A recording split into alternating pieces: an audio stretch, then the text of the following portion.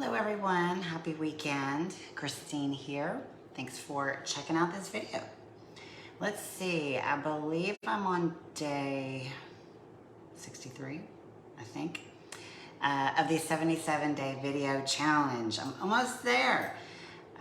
So today, what I'm going to be talking about is a pretty heavy topic, addiction and pregnancy.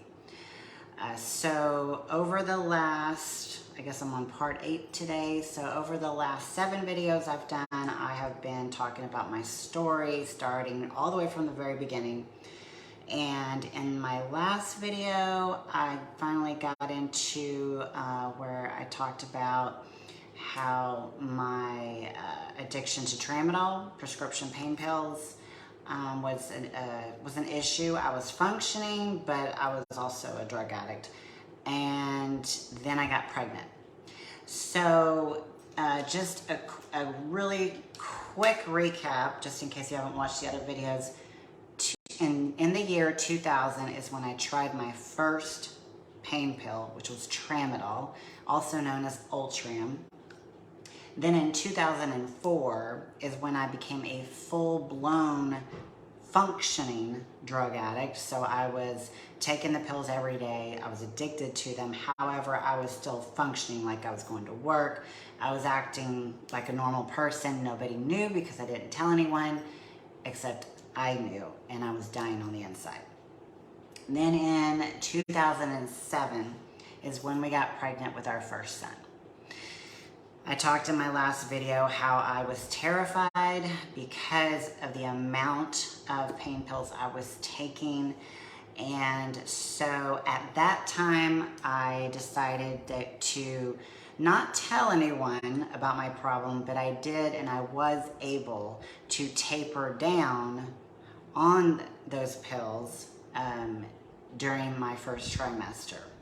And I was able to get around the lie by telling everyone I was suffering morning sickness because I had horrible withdrawals, and that's how I was able to get around that lie. So all the glory to God, my son was born. He was perfectly healthy. However, Mama was not okay. I was suffering from postpartum depression. I had just crazy insomnia because my son did not sleep. He was up every hour, and I was having issues with breastfeeding. And any of you who are parents, that you know what the early days are like. It is not easy. And so I did want to share just a few pictures during that time after my son was born, just to kind of show you that, like, even though, you know, I was struggling with an addiction to Ambien, and I was also, I picked up tramadol again a few months after my son was born, and I was suffering with depression and anxiety. So what I'm going to do is I'm going to turn this phone around. Give me just a second here. I just want to show you some pictures. What I did is I found this album. So this is the night that we announced to our best friends back then that we were expecting. You would never know that I was a full-blown drug addict there. And then here's some of the ultrasound pictures. Found out it was a boy. And let's see. Then over here, this is when I was 22 weeks pregnant, 26 weeks here, and 38 weeks in this picture. And these were pretty cool. These were 3D ultrasounds. Very cool. Picture of mom and dad. And then here's when we were in the hospital. I'd finally got my epidural, I think, in that picture because I was smiling, but 19 hours of hardcore labor, and there he was, born. He was put on my chest. An amazing moment there. And let's see, that's my birth story. And then this is kind of what I wanted to show you, kind of what life was like you know, after he was born, his grandma and grandpa, who were now in heaven. And that was the first time I was able to take a shower and wash my hair after giving birth. And then here's him getting a little bit older, growing up. Um, that's how we did bath time. So much fun. Hanging out with Dad on the couch. Here's, I think he was about 5 months old there. So yeah, you know, it wasn't all terrible, but I just wanted to show these pictures because, let me turn this back around.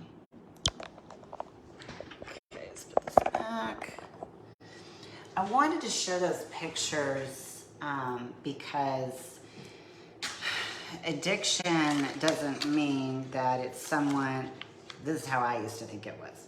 I thought it was somebody who was, you know, on the streets and all strung out, which that can be the case, but it can also be, you know, your next door neighbor, your, you know, friend at church. It doesn't matter. It affects anyone and everyone. So during those first couple of years having our son, there were some good times, there were some very difficult times, and all in between.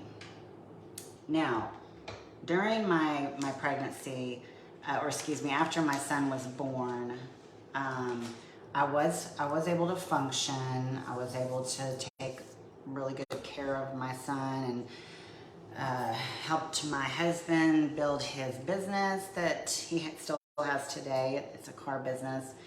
And my husband was starting to notice that there was an issue because with Tramadol, he couldn't tell, like the side effects weren't obvious.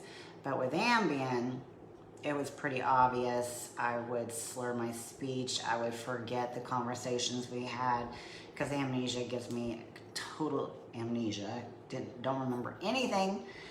And so then our marriage was really starting to suffer because, you know, I just wasn't willing to be honest, and so there was no trust, and so it caused a lot of problems.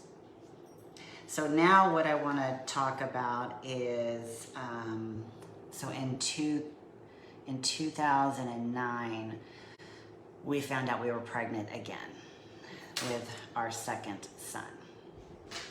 So this is when my life, our lives spiraled out of control. I was going to try and do the same thing I did with my first pregnancy, where I was able to taper down and get off of it on my own. But I was taking such high amounts of Ambien and Tramadol, and the withdrawals were just so horrific, and I was just so depressed that I finally came out. I told my doctors, I told my husband, my family, my friends, I told everyone, because I was terrified and I did not want to hurt my child. I didn't want to, you know, I just knew the amount of drugs that I was taking was going to harm my baby. And plus I also really was just finally in that spot where I was like, I don't care, pride and ego, just get out of the way because I'm coming through and I need help. So this is also where I want to talk to you ladies who are very scared when you find out you're pregnant and you have an addiction. A lot of people, a lot of women think, oh my gosh, I can't say anything. If I do, they're going to take away my child. And that is not the case. You definitely want to be the one to come out first and say, I have a problem, I'm pregnant, and I need help. And there are so many options, so many ways of getting help. It's much better to come out first and be the one to say, yes, I'm pregnant and I have a problem, rather than not saying anything at all, and someone else may be knowing about your issue and reporting you to CPS, then that's when it can become an issue. But as long as you're the one who says, you know what, here I am, I'm honest about it, and I need help, then CPS will, is full of resources. They're not the enemy, they are your ally. And so I wanted to definitely touch on that before I go into my story about my experience with my second pregnancy. So my second pregnancy was very, very, very difficult because I could not get off the drugs on my own, and I had to come out and tell everyone. So I felt like a piece of, you know what, I just felt like the worst person in the world. I felt that, yeah, I was like, I know there's gonna be something wrong. It's all my fault. I don't deserve to be a mom. I mean, all these things were going through my head. And life at home was not good, because, we had a 2.5-year-old, a toddler, and then here I am pregnant, and I'm a complete and total mess. So yeah, it was really hard. So we ended up switching to a different gynecologist, and the doctor that we had, that we switched to, he is a Christian. He's an amazing man of God and an amazing doctor. And I'll never forget, I went to my 28-week appointment, just a routine check, and my doctor knew about my issue, and I was struggling back and forth. Like, I would be able to get off the drugs for a few weeks and then relapse, and it was just back and forth, back and forth. So at 28 weeks, I went in. I'll never forget this. My sister-in-law took me.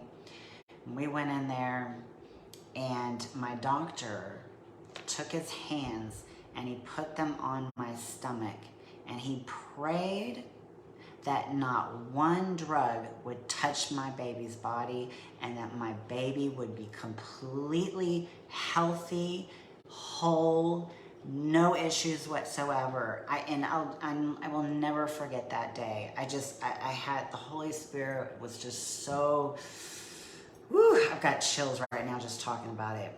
But like, I'll never forget that day. And I left that place, and I continued to struggle, and I finally ended up being admitted into a psych ward, a psychiatric hospital. My doctor had recommended I go there because of the severe depression. I mean, I was so depressed, like I was suicidal, that type of thing. And I was just, what's the word I'm looking for? I was just hopeless. I felt hopeless, because here I was, pregnant with my second son. I have a toddler at home. I have every reason to like get my shit together. Sorry for cussing, but to get my shit together, right? And I was just so messed up in my head. I was a wreck. It was just an absolute shit show. Sorry, but it's just the truth. And so I ended up being admitted into a psychiatric hospital. And I will never forget that day. Being admitted and going through that whole admission process, it took hours. And I finally, got admitted in, and I mean, it was a traumatizing experience. They basically did not care about my dignity as a human being whatsoever. I mean, they made me strip down. They put, this robe on me. And I remember I was staying on the 5th floor in the corner room. And I'll never forget walking into that room and looking out the window. And it was a beautiful spring day in Austin, Texas. and I was just looking out the window, and life was just going by like everything was normal. People were driving to work, and I saw people walking down the sidewalk and chatting to their friends, having coffee. I mean, just it was like a normal day. But here I was in this psychiatric hospital. And if you watch my previous videos and hear about the way I grew up, the values I had, the discipline, the structure, I was a former fitness competitor, I was teaching dance. I mean, like I had my life together.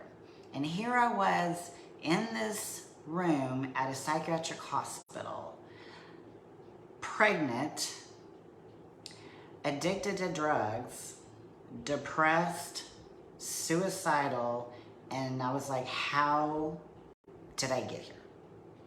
I had that moment. It was so surreal. I was like, what the F am I doing in here? Like, and you guys, it's because addiction is a progressive disease.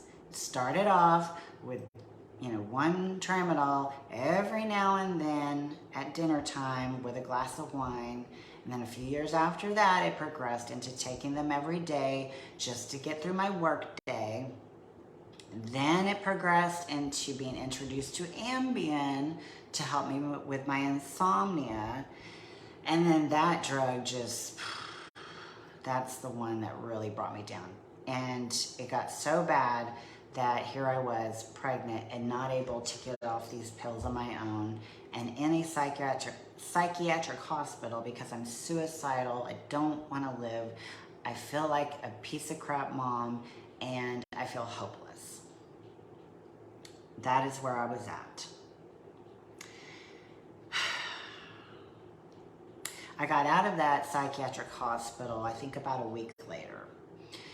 And I'll never forget, I remembered like a few days after I got out, I was suffering horrible withdrawals again.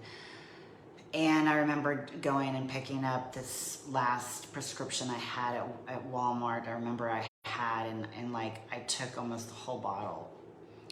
And I remember waking up in my like I was staying upstairs in our spare bedroom. I remember waking up and there were firemen, all like the EMS firemen, all like probably 8 to 10 of them, all in my bedroom, like looking over me.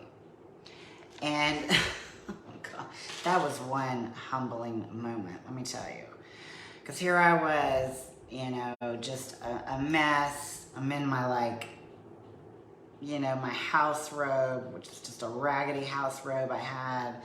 And back then, like when I was pregnant, I had a hard time breathing because everything just was swelling, and I had like this nose strip on, and I'm pregnant, and I'm waking up, and it's like all these guys are looking down. Oh my God, it was so bad. Oh my gosh. And so they thought that I tried to commit suicide, but I didn't. What had happened is and if you've taken Ambien, you might have had this experience, but like I took a few Ambien, I went to bed, I woke up not knowing I had woken up and taking more, not even realizing I was taking more. And you guys, I ended up almost taking a whole bottle of Ambien. I shouldn't be here. It's a miracle that I'm here today. And so I'm sharing all of this because I want to be transparent. I want you to know that what you see today, like this right here, is a miracle. It is because of God's grace and mercy. And my doctor, who prayed over me at my 28-week appointment, he prayed that not one drug would touch my baby's body. And it is a miracle that not only am I here, but that my son today is a miracle. He is thriving. So a I don't know, I can't remember the whole timeline, but like during my second pregnancy, I was in and out of psychiatric hospitals. I was in and out of detox clinics. I was in and out of doctor's offices, counseling. I mean, just, and CPS had become involved in my life. And so I'm going to end with this. So I had my last appointment with my doctor, and I was 36 weeks pregnant, and he said it's time. You know, my baby was ready. Like his lungs were, everything was ready. Like he was completely healthy, and he's like, okay, let's go ahead and what's the medical term I'm looking for? This always happens when I'm on live video. So, oh yeah, induce. He said, let's go ahead and induce, and let's get your baby out, so make sure that he's gonna be fine, and then let's get you the help that you need. I was like, great. So we were like, okay, we're having a baby. And it was right before he was about to be 37 weeks. And so yeah, went to the hospital, they induced, and within 5-6 hours, my son was born. And it was crazy because it was only 2 pushes and he was out. It happened so fast. But here's the miracle, you guys.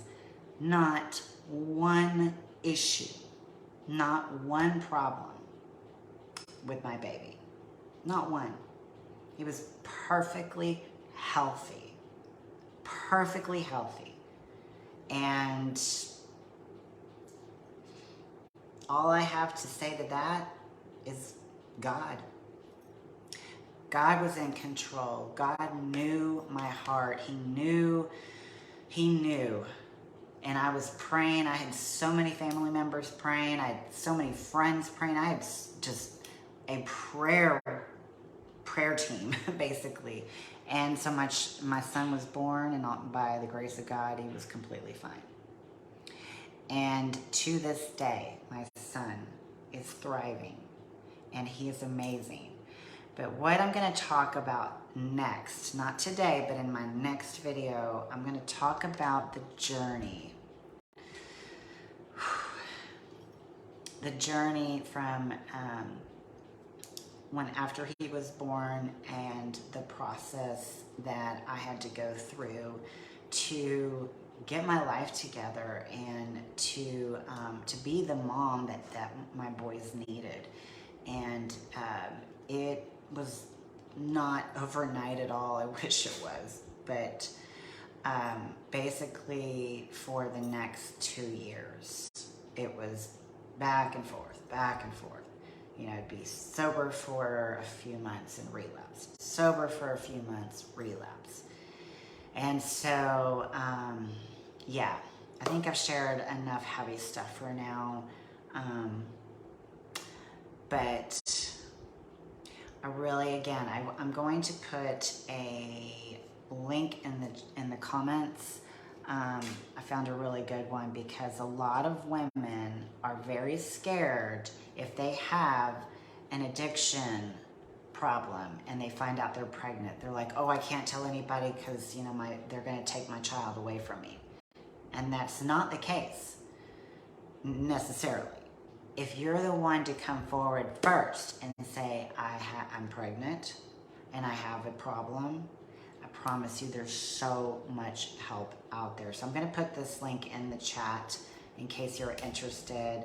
And it also does talk about, you know, what you should do when you find out, talking to CPS, just that whole thing. So yeah. In the next video, I will talk about the case I had with CPS. I will talk about what life was like after giving birth to my second son and having to work on my recovery and raising a an infant and a toddler and a marriage that was falling apart quickly. I will be talking about that in my next video. And so I just want to encourage you, if you struggle with addiction, or if you know someone that struggles with substance use and is hopeless or just needs direction, please feel free to share this video, to reach out to me. My profile is public, so you can send me a message, and it is there is no judgment here. It's a safe, anything that you want to talk about is safe. There is only love and support. So anyways, I know this has been a long one. Thank you for watching, and yeah, so I will see everyone in the next video. And if you're interested in seeing prior videos, they're all on my Facebook profile, so you can go check those out and watch the replay. All right.